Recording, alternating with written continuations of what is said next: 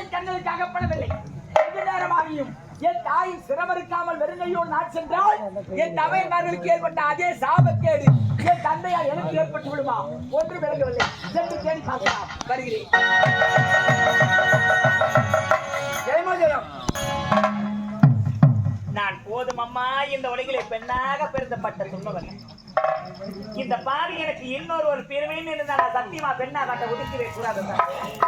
அப்படி நான் பெண்ணாக பிறந்து என்னையா சவத்தை நான் வாரிக்கொண்டு ஒரு பெண்ணாக பிறந்தது ஒரு கைப்பிடி மண்ணாக பிறந்திருக்க கூட வருவோர் போவோர் பாதப்பட்டு இந்த பாவி நான் புண்ணியம் அடைத்திருப்பேன்.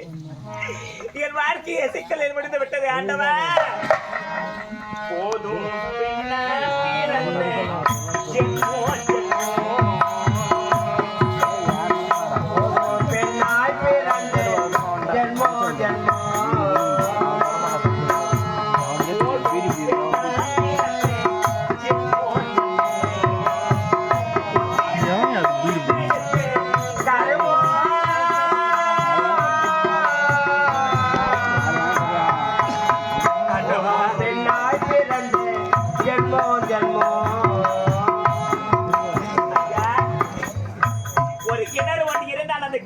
நீர் இறக்க வேண்டும்.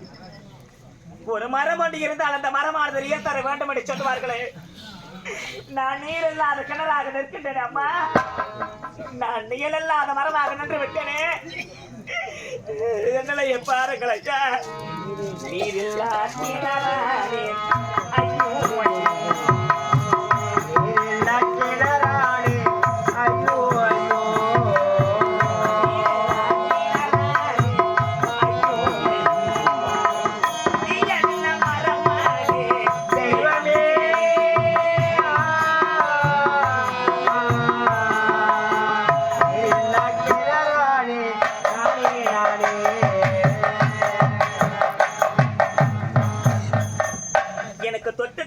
கணவரை ஆலமர விழுதை போல் நினைத்துக் கொண்டிருந்தேன்.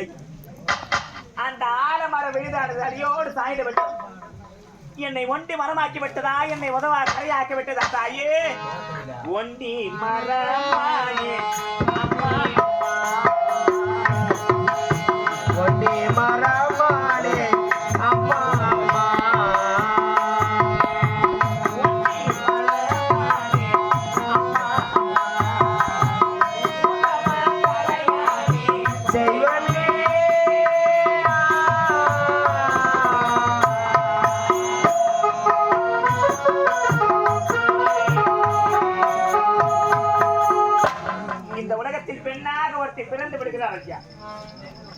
பிறகு அவள் இறந்து விடுகிறாள். அவள் இறந்து விட்ட பிறகு வீதியிலே பிணமாக வைப்பார். அப்போது அந்த ஊரில் உள்ள மக்கள் நாம் ஒன்றாக கூறி அழுது கொண்டிருப்பார்களே. அதில் ஒரு பெண்ணால் அவள் எழுந்து கேட்பாளா? அண்டி சாயம் பொழுதாக்கி விட்டது, இன்னும் எதற்காக அந்த பிணத்தை எடுத்து தகன செய்யவில்லை என்று கேட்பாள். அதற்கு மற்றொரு பெண்ணால் அவள் எழுந்து பதில் சொல்லுவாளா? இந்த பிணத்திற்கு சேர வேண்டிய தாய் விட்டு கோடி வரல ஐயா. இந்த பிணத்திற்கு சேர வேண்டிய ஆத்தா விட்டு கோடி பட வரலம்மா. அதனாலதான் இந்த பிணத்தை இன்னும் எடுக்கவில்லை என்று சொல்லுவார்கள் ஐயா. இந்த பாவி நான் மட்டும் இதே சமயத்தில் இந்த கானகத்தில் நான் இறந்து விட்டார்.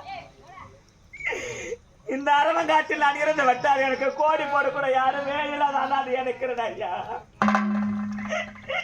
ஒருவேளை என்னை பெற்றெடுத்து என் தாய் தந்தை என்னோட இருந்திருந்தார். எனக்கு அண்ணனோ தம்பியோ அக்காவோ தங்கச்சியோ யாராவது ஒருவர் இருந்திருந்தார். நான் இறந்த செய்தி கேட்டவுடனே எனக்கு மஞ்சளோட குங்குமத்தோட கோடிப்படை எடுத்து வருவார்கள் ஐயா. அம்மா இல்லாத பொண்ணு அம்மா, அண்ணன் தம்பி இல்லாத ஓரிய பிறந்தவளாச்சு. நாக்கா தங்கச்சி இல்லாத தனியா பிறந்தவள் ஐயா. எனக்கு வாரி கொடுக்க அண்ணன் இல்லையே, எனக்கு வாரி கொடுக்க யாருமே இல்லாத அனாதையா நிக்கிறேன் அம்மா. அண்ணன் இல்லை தம்பி இல்லை,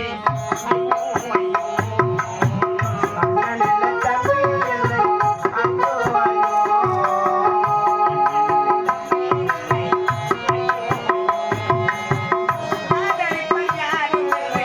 தெய்வமே.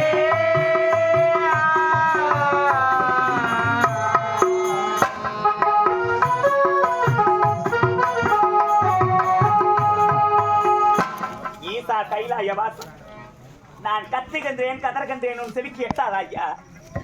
நான் கண்ணீரோடு அலைய கொண்டிருக்கின்றேனே உன் காதற்கு கேட்காதா ஐயா? ஈசா ஜெகதீசா ஈசா கைலாசவாசம் ஏசா ஏசா ஏசா கைலாசவாசம் ஈசா ஏசா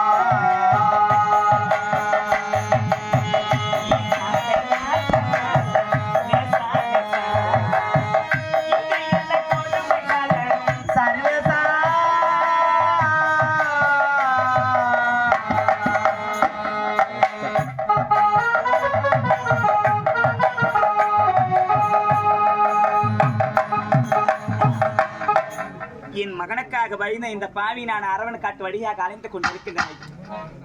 எனக்கு என்றாவது ஒரு நாள் விடுவு காலம் பிறக்காதா இல்லை பிறக்காமலே போய்விடு மாத்தாய். என்ன தப்பித்து வந்து விட்டோம் என்ற மம்மதையாவுடன் பாம்பின் வாயில் அகப்பட்ட தவளை தப்பிலாத தப்பலாம், யானையின் வாயில் அகப்பட்ட கரும்பு மீளாத வீரலாம். என் நிலத்து சிக்கியனே தப்பிக்கிற முடியாது. மனம் பித்து பிள்ளை மனம் கல்லு என்று சொல்லுவார்கள். பெத்த மனம் நான் பெத்தாக துடிக்கின்றேன், முன் மனம் நான் கல்லாகி நான் இருந்தால் தவறு செய்து நான் உன்னை பெத்தவனா என்னை விட்டு விடு மகளே, நான் எங்கேயாவது சென்று வாழ்ந்து கொள்கிறேன். நீ கட்டினாலும் சரி கதறினாலும் சரி உன்னால் கல்லான என் இருதயம் கடுகளும் கலந்து விடாது. கற்புடைய மங்கைகளால் இந்த தமிழ்நாடே உயர்ந்திருக்கிறது.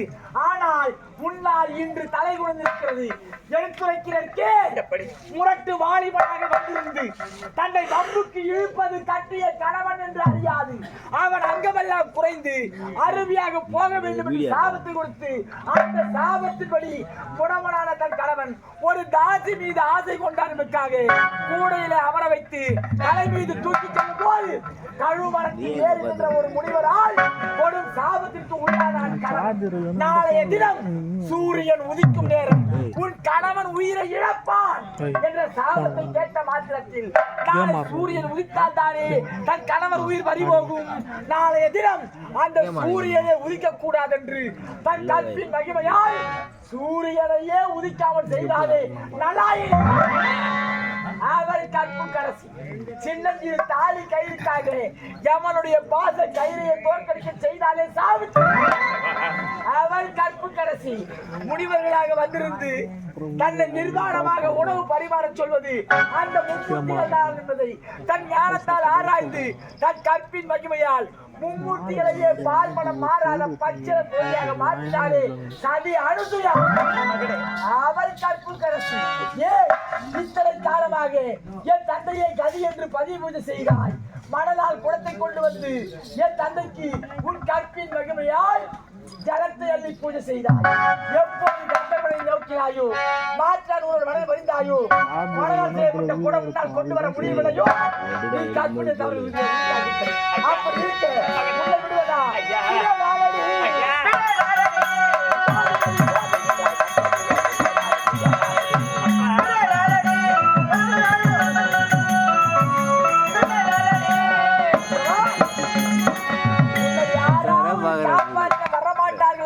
எண்ணம் உன் உள்ளத்தில் இருந்தால் அதை அடியோடு மறந்து விடு.